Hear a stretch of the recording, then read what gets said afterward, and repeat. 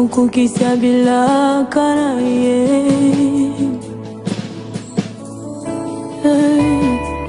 Nazobondela yo Yahweh, ukukisa bila kanaye. Papa yonde yolobake bila kanayo kukukisa ngam. Nazobondela yo Yahweh.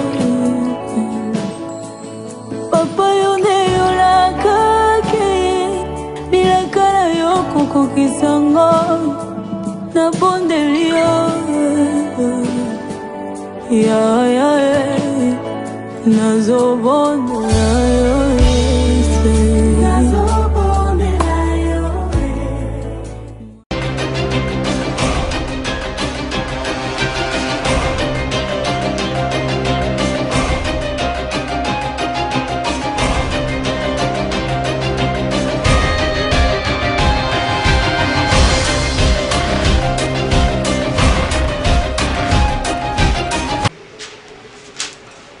Bien-aimés dans le Seigneur, soyez bénis au nom de Jésus-Christ. Aujourd'hui, je voulais que nous puissions partager un peu sur les renoncements. Nous allons tirer notre lecture dans l'évangile selon Luc au chapitre 14. Litangi na biso tokotanga ezali na sango malamu kolantia maluka na mokapazomi na minei du 25e au 33e verset. Ko banana nzela ya tukumi baye na mitano kino na tukumi satu na misatu. Je lis au nom de Jésus. Na tangi na kombo na Yesu Masiya. Comme de grandes foules accompagnaient Jésus, wana etuluku ya bato ebele banda kolanda Yesu, il se retourna vers eux, vers ceux qui le suivaient et leur dit: si quelqu'un vient à moi et n'est pas prêt à renoncer à son père,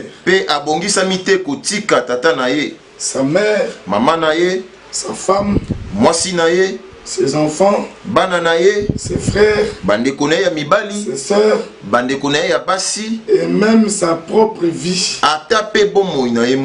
il ne peut être mon disciple.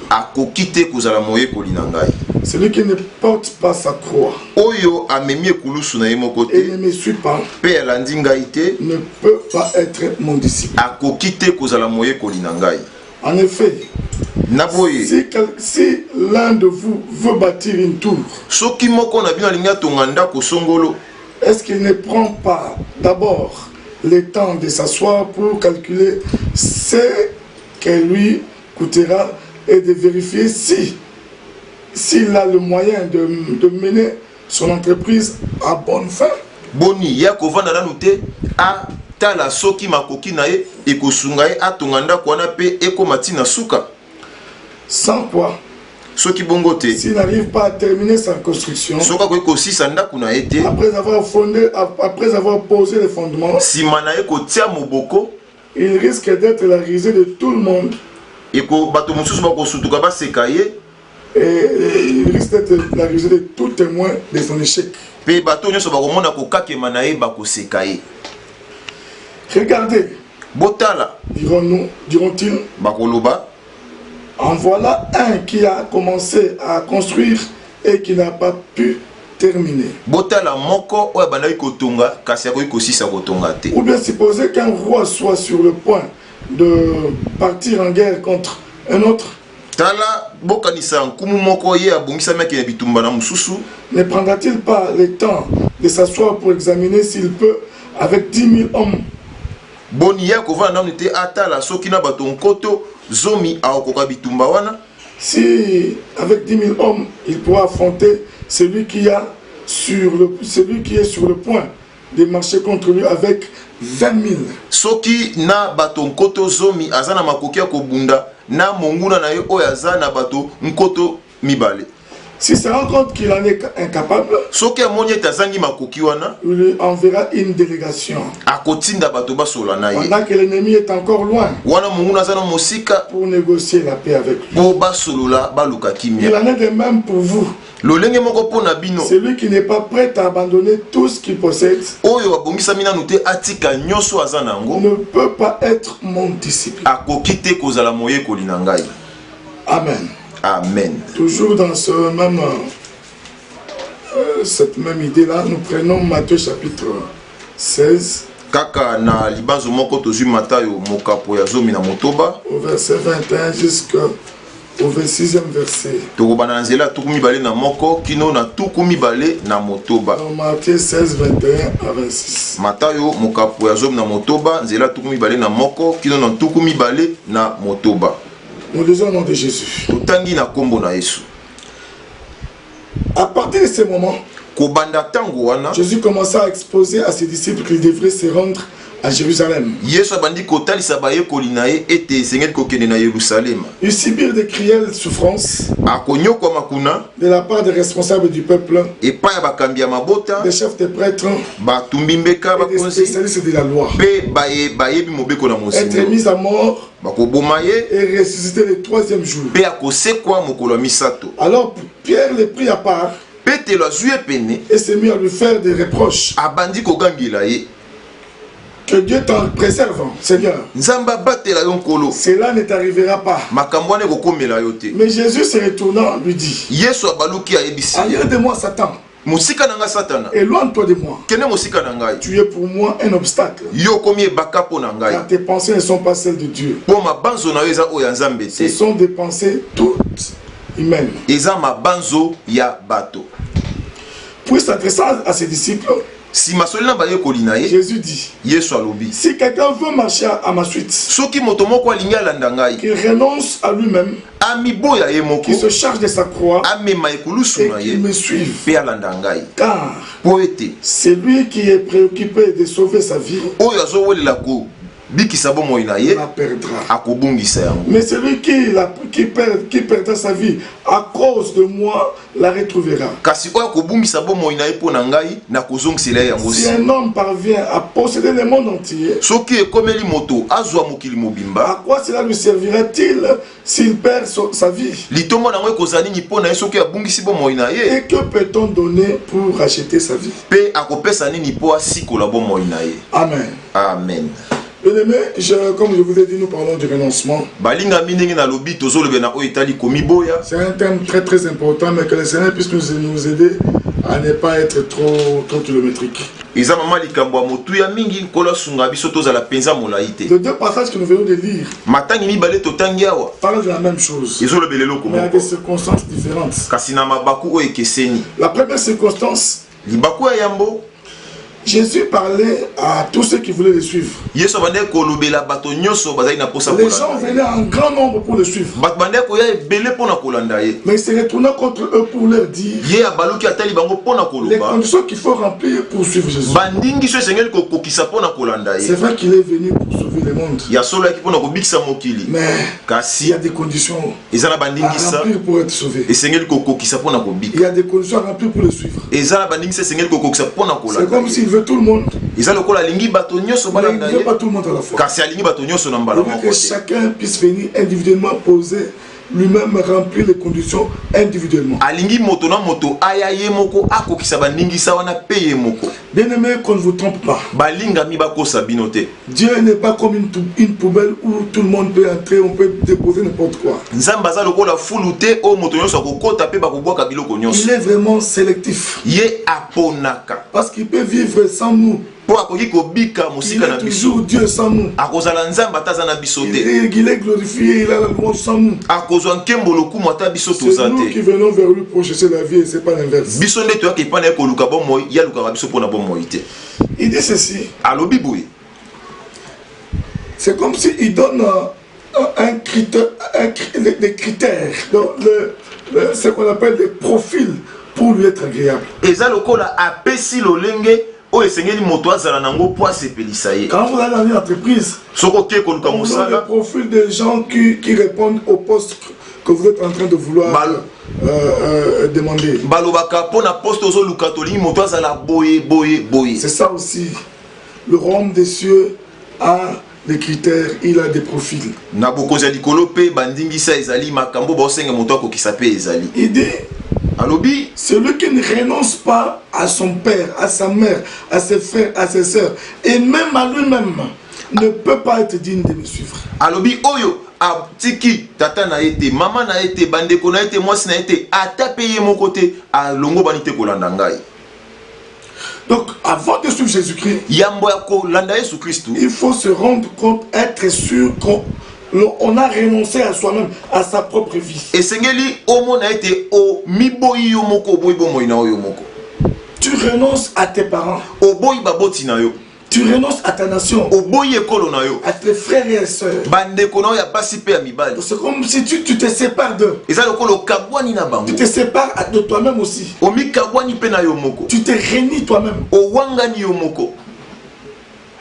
Quand tu parviens à remplir cette condition-là, tu peux suivre Jésus.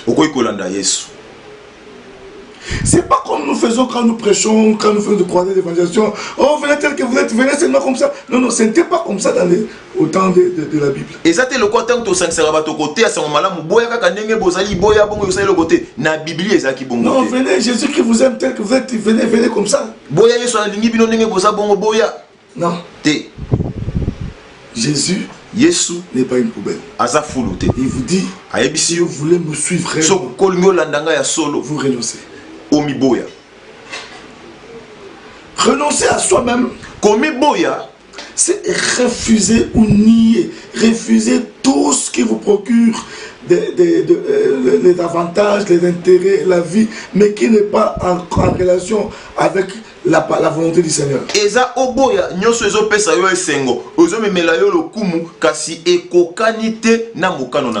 ce qui va maintenant à l'encontre avec les enseignements qui circulent ici dans le monde sur la pensée positive. Non, il faut avoir des bonnes pensées, il faut bien penser pour que cela vous arrive. Il faut penser des véhicules, il faut penser des maisons, il faut penser l'argent et puis ça va venir. Ça, c'est contre la parole de Dieu.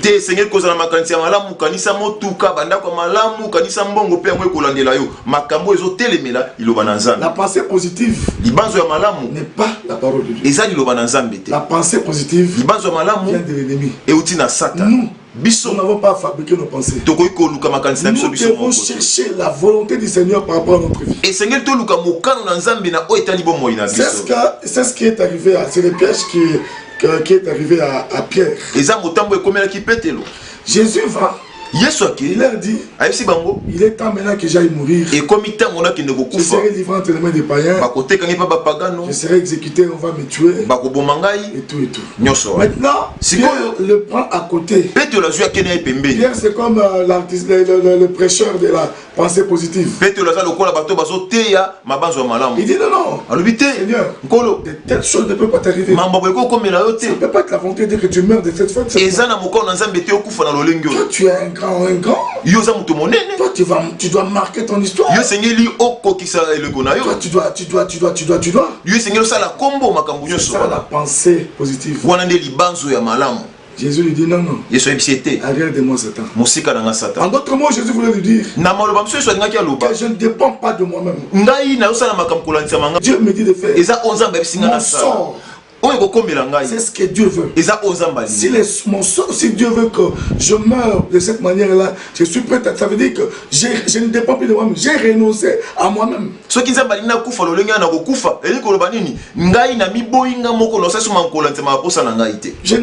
vis pas pour moi-même. Je vis pour le Père. Et c'est vrai que la volonté du Père qui doit s'abattre sur moi. Même si cela ne coïncide pas avec ma volonté. ata yango ekokani na mokano na ngai te. Le renoncement, komi boya c'est chercher à comprendre qu'est-ce que Dieu veut de moi. eza koluka koyeba nzambe alingi nini mpo na Qu'est-ce que ngai, Dieu veut que je fasse. nzambe alingi nasala nini. Parce qu'il y a eu des gens dans la Bible Po eza na bato na bibilia qui devraient mourir par épée, oyo esengeli baboma bango na mopanga, qui devraient mourir martyrs. oyo esengeli bakufa Et lokola c'était ça la babati, volonté du Seigneur. wana ezalaki mposa na nzambe. S'ils avaient la pensée positive, so bazali na libanzo ya malamu, ils n'allaient pas accepter ça. balingi bandimali Parce que wana la pensée te. positive, Po libanzo ya malamu c'est de vouloir bien mourir, eza kokufa malamu, bien vivre, kobika malamu, mourir fatigué de l'âge okufa na kimombaka et tout. pe nyonso Mais la wana. pensée n'était pas ça. Kasi libanzo na nzambe Christ ezalaki est mort bongo à te. 33 ans. Kristo akufa na 33 ans, C'était ça la pensée de Dieu. wana nde ezalaki libanzo na Lui-même nzambe. vivait le renoncement. Ye moko ande kobika na komi boya, Vivait pour le Père. ande kobika mpo na tata. C'est pourquoi même au jour de sa mort, yango ata mokolo akufa na il ye dit Père, abi si tata, cela est possible, soki ekoki kosalama enlève de moi cette coupe. longola pembeni na ngai Mais te. Kasi toutefois, na que ta nyonso volonté soit faite. mokano na ye C'est là esalama. ce qu'il dit. Et en d'autres mots, il veut dire que je ne dépends pas de moi-même. alingi aloba naosalamaka mokolanzama nga moko, J'ai renoncé à moi-même. na miboyanga Je moko, suis prêt à subir ce que va te dire. nabongisami nasala oyo Toutefois, olingi. que ta volonté soit faite. Na mbala nyonso mokano na ye Et la esala, volonté du Seigneur s'est faite. mpe mokano ya tata esalamaki. Le Père a voulu que Christ meure de cette manière. tata alingaki kristo akufa lolenge wana. Bien-aimés, il balingami est temps que nous puissions chercher le renoncement. ekomi ntango tomiboya biso moko, Nous devons nous renoncer à tout ce que nous avons toboya nyonso toza na yango pour la gloire du Seigneur. mpo na nkembo na nkolo. Et que servira-t-il à un homme de gagner tout ce qu'il peut gagner là avec la pensée positive, avec je sais pas, il peut tout ce que tu peux gagner, que ça te servira si tu perds ton âme. Perdre l'âme, c'est faire des choses à l'encontre de la volonté du Seigneur. ekomi ntango toluka libanzo ya malamu mpo litoluka komiboya biso moko, mpo litomba eza nini oluka kozwa nyonso ya mokili o na libanzo ya malamu. Libanzo ya malamu wana ezali kosala makambo ezotelemela nkolo. Maintenant, sikoyo j'aimerais un peu retourner dans Luc chapitre 14 verset 25. nalingi nazonga na luka mokapo ya 14 nzela ya 25 Mais beaucoup plus au verset 28. koleka na nzela ya 12 na mwambe. Et on va comparer, on va expliquer pourquoi Jésus-Christ compare les renoncements à quelqu'un qui veut bâtir une tour et à quelqu'un qui veut affronter un roi. Pona nini Kristo akokisi komiboya na moto alingi atonga ndako pe moto alingi abunda na nkumu songolo. Il dit si quelqu'un veut bâtir une tour, abiso moto alingi atonga ndako il doit s'asseoir, esengeli avanda, calculer, faire des dépenses, ye akanisa bambonga voir kobimisa si qu'il va, si il a de quoi pour commencer et finir la maison. po atala soki aza na makoki kosunga ye abanda pe asilisa ndako azotonga. En d'autres mots, na maloba mosusu Jésus veut nous dire ceci. Yesu alingi aloba boye, Quand vous voulez le suivre, soko olingi olanda ye vous devez vous asseoir d'abord, esengeli ovanda nani être conséquent envers vous-même, omitala malamu savoir oyeba est-ce que serais-je capable de suivre Jésus-Christ jusqu'à la fin. Boni. Serais-je capable de finir la tour? naza na makoki ya kolanda Kristo kino na suko elingi koloba naza na makoki ya kosisa ndako nazobanda. Est-ce que serais-je capable de suivre Jésus-Christ, d'être prêt à souffrir, d'être prêt à suivre ses instructions, d'être prêt à lui obéir jusqu'à la vie éternelle, jusqu'à ce que je mourrai, jusqu'à ce qu'il y aura l'enlèvement, jusqu'à ce qu'il viendra prendre son église? Boni naza na makoki ya kolanda Kristo kino mokolo ya kozonga aya kozwa eklezia na ye kino na suka. Donc ça veut dire ceci. elingi koloba boye C'est vraiment différent de ce que nous nous prêchons. ekeseni na oyo biso toteyaka. Nous avons tendance à attirer que les gens viennent d'abord. biso mposa na biso ezalaka bato baya Ils nani remplissent d'abord l'église. batondisa eklezia, Et Dieu les aidera à vaincre la vie chrétienne. nzambe akosunga bango babika pe balonga bomo ya C'est bokristo. l'inverse chez Jésus. yango etelemeli oyo Yesu Jésus azokanisa. dit- Yesu alobi Avant de t'annoncer, yambo okota na kati tu t'assois d'abord. ovandi nano On te dit ceci. bayebisi yo boye Écoutez, yoka tu dois abandonner la sorcellerie. esengi otika kindoki, Tu dois abandonner la magie. otika Tu dois soloka, abandonner la fornication. otika bondumba, Tu dois abandonner l'injure, otika kofinga, l'ivrognerie, kolangwa masanga, la polygamie. kozala na basi Tu dois ebele. tout abandonner. esengeli otika nyonso Voilà wana. c'est comment on suit Jésus-Christ. tala nde balandaka yesu Si tu kristo. veux suivre Jésus-Christ, soki olingi olanda yesu désormais, yuto lelo tu accepteras la raillerie des gens. okondima bato baseka yo, Tu accepteras, tu ne pourra plus vivre dans le vol. La personne comprend déjà ce qu'il attend dans la vie chrétienne. S'il comprend ça, il dit oui, je vais le faire. Maintenant il vient, ça dit que il renonce à lui-même. Il renonce à sa vie. Il comprend que Jésus-Christ aura besoin de lui à temps et à contre-temps. S'il trouve que je peux, il s'engage. On l'amène maintenant. Il va se faire baptiser. C'est-à-dire, il comprend le prix de la vie qu'il veut commencer. C'est pas quelqu'un vient et puis il se dit ah c'est comme ça, non, je me suis trompé. Non, non. C'est pourquoi dans l'ancien temps, les gens qui se repentaient, ils savaient qu'en me repentant, en suivant la vie de Jésus, en suivant cette nouvelle doctrine de Jésus, je serai rejeté par ma famille. Je serai rejeté par mes amis. Ils chercheront même à me lapider. Et ils venaient le témoignage public. Sachant que maintenant, il commence une vie de douleur.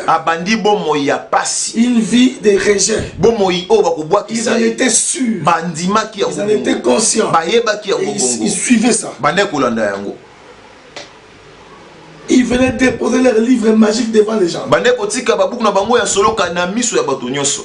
Parce que pour eux, ils venaient de changer une autre page. C'est pas ce qui se passe aujourd'hui. C'est pourquoi l'Église a perdu sa force. L'Église a perdu la vraie onction de Dieu. Parce qu'on a introduit au sein d'elle des gens qui ne devaient pas y être. Deuxième chose, Jésus compare les renoncements à un roi qui, on lui apprend qu'il y a un ennemi qui vient. Notre roi vient avec une grande armée pour combattre. Elle me dit, il va voir. Il envoie un émissaire. Il vérifie, ce roi-là vient avec combien de soldats?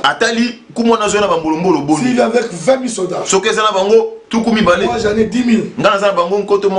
J'évalue. Est-ce que je saurais l'affronter? Si je n'arrive pas, je trouve que je ne saurais pas, je vais lui envoyer une lettre de paix pour lui dire que je ne saurais pas me battre avec toi. Entendons-nous. Maintenant lui il viendra, il me prendra sans guerre, sans affrontement. Je lui deviens soumis. Et maintenant, moi et mes militaires, nous lui devenons soumis. Nous devenons un pays vassal. Nous sommes sous ses ordres. Qu'est-ce que Jésus veut dire là? Il veut dire ceci. Les renoncements dans la vie chrétienne, c'est justement ça. Lui, c'est un roi. Il vient à ta rencontre avec ses anges, avec son armée. Toi aussi, tu es roi de ta propre vie. Tu dois évaluer. Est-ce que je saurais m'affronter avec Jésus? Parce qu'effectivement, il vient. Il ne viendra plus pour la grâce. Il viendra pour les jugements. Tout celui qui sera qui s'oppose à l'évangile sera vaincu par Jésus-Christ. Ils seront jetés dans les temps des feux. Il veut dire ceci. Les renoncements, ça veut dire que tu abdiques. Tu dis, moi, je me laisse soumettre à toi. Je refuse tout mon royaume. Je suis roi de ma vie. Roi de mes affaires. Je renonce. Je me soumets à toi. Je réalise que je ne saurais pas te faire la guerre. Tu viens avec une grande armée. Mon armée ne saura pas t'affronter. Alors j'abdique à tout ce que toutes mes philosophies, toute ma pensée, mes courants de pensée, tout ce que j'abdique, je laisse, j'abandonne. Maintenant dirige-moi. ngai natiki mabanzo na ngai lolenge na nga komona makambo ya kosala makambo na mitiki yo nde kambanga siko. Maintenant, sikoyo toi deviens le roi de ma vie. Comment kumu ya bomoi na ngai. Moi et mon argent. Nga na mbongo na ngai. Et mes biens. Na biloko na ngai. Et mes enfants. Na bana na ngai. Et tout ce que j'ai. Na nyoso na za na nous soumettons à toi. Tomi kitise pa na. Deviens les maîtres de ma vie. Comment mokonzi ya bomoi na ngai siko. Ça veut dire que je refuse de te faire la guerre. Iko lobete na boyi ko bunda na yo. C'est lui qui ne veut pas renoncer est en train, en d'autres mots, de dire à Jésus-Christ, je te résiste, viens, on va faire la guerre. Oyo aboyi komi boya yemoko azolo bana Kristo nini na telemi na bongisa mina bunda nayo yakato bunda biso mibale. Je pense qu'aujourd'hui, je préfère qu'on arrête là. Lelo na banzi te tosuka awa. Pour qu'on continue après. Toko basima. Pour que vous compreniez bien aimé. Pour te bosso sur la balingami. Que les renoncements. Komi boya. C'est ça le départ de la vie chrétienne. Yangonde ebandeli ya bomo ya bo Christ. Tout celui qui n'a pas encore renoncé à sa vie. Oh nani aboyi bomo ina ete. Qui n'a pas encore renoncé à sa vie ancienne. Aboyi bomo ina ya kalate. Jusque-là, il n'est pas digne de suivre Jésus. Il peut beau venir à l'église. Il peut beau prier. Il peut beau chanter. Il peut beau prêcher. Il peut devenir même un prédicateur. Pasteur, apôtre, bishop. C'est pas un problème. Le problème, est-ce que as-tu accompli la condition pour suivre Jésus-Christ? Est-ce que es-tu en train de suivre Jésus-Christ ou bien tu es ailleurs? Pensant que tu es derrière lui. C'est pourquoi ce jour-là il dira beaucoup de gens, je ne vous ai jamais connu, serviteur d'iniquité. Même si vous faisiez des miracles, vous étiez serviteur d'iniquité. Parce que vous n'avez pas renoncé à vos péchés. Vous n'avez pas renoncé à votre vie ancienne. Quand quelqu'un prend la décision de renoncer, c'est alors que le Saint-Esprit vient l'aider. L'accompagner dans la vie chrétienne. Il aimait les renoncements. Si nous renonçons, il y aura des conséquences et l'impact. Nous le verrons prochainement. Si aujourd'hui nous remarquons que la persécution n'existe plus, l'église renonçait, comme l'église de l'Ancien Testament, de l'Ancien temps, la persécution serait là jusqu'aujourd'hui. Parce que nous serons différents des autres. Nous voulons vivre dans une bonne ambiance avec les païens, avec les mondes. Nous voulons être au même moment dans le royaume de Jésus. Au même moment, être bien avec les mondes. Nous avons peur de la souffrance et de la persécution que le monde nous réserve. C'est pourquoi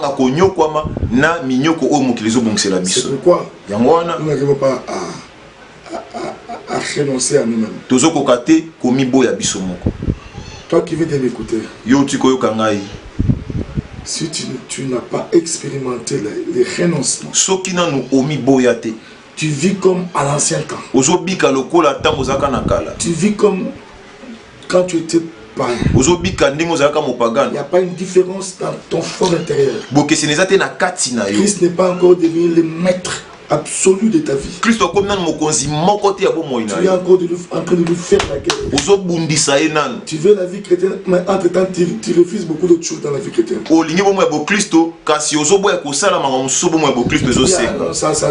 Ça on exagère. Ça c'est l'évangile des pères. Ça c'est l'évangile d'intimidation. Non, je peux faire ça, je peux comme le monde, ça veut dire que je ne suis pas capable de vous renoncer.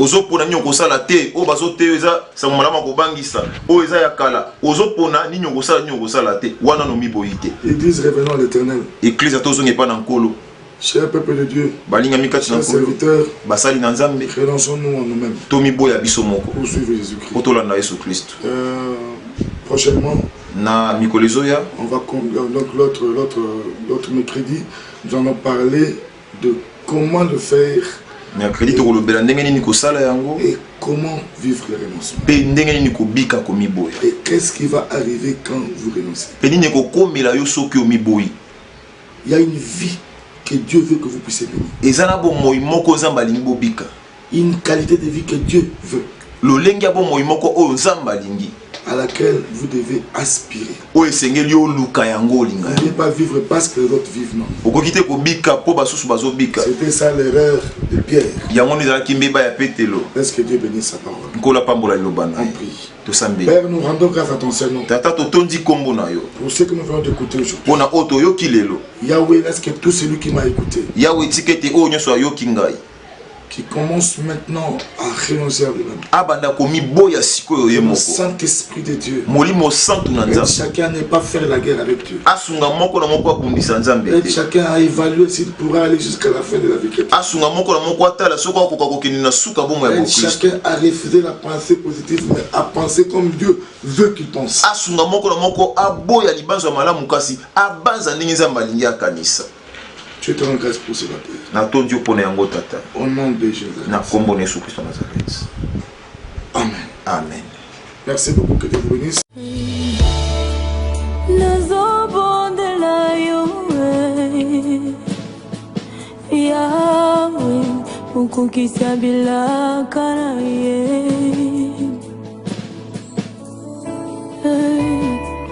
nazobondela yo Yahweh okokisa bilaka na ye Papa yo nde yolobaki bilaka na yo kokokisanga nazobondela yo Hey Yahweh